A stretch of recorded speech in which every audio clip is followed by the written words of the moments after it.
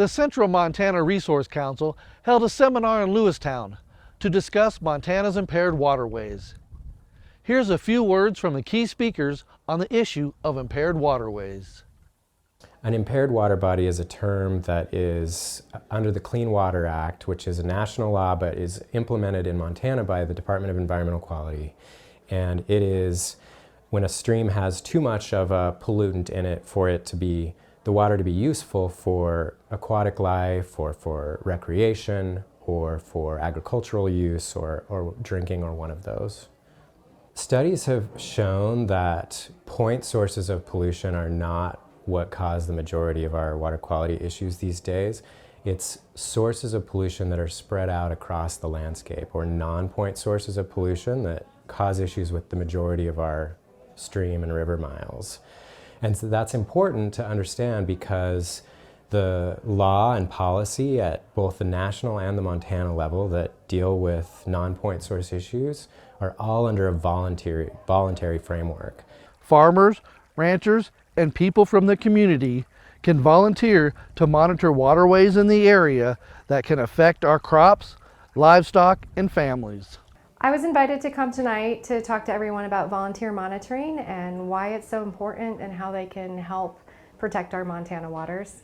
And I was invited particularly because I run a program at the Flathead Lake Biological Station called Monitoring Montana Waters. What we do is support volunteers throughout the state of Montana, and our goal is to provide them with information, guidance, funding, and support to help them collect scientifically credible data. This seminar is raising awareness to protect and restore our waterways here in central Montana. Fish need water, so addressing water quality and the habitat that the fish live in is part of my job and part of our role as being good stewards of the fish and wildlife resources of the state. Water is important to us here in Montana. This natural resource is used for drinking water, to power our homes, to grow our crops, and for outdoor recreation. So I'm here to talk about watershed restoration planning and how that plays into a community's efforts to address water quality issues and concerns, priorities in a watershed.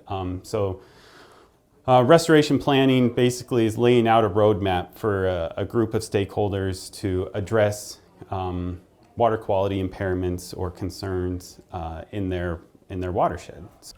So help keep our water safe by education, monitoring, and restoring the waterways here in central Montana. In Lewistown, I'm Paul Sanchez for MTN News.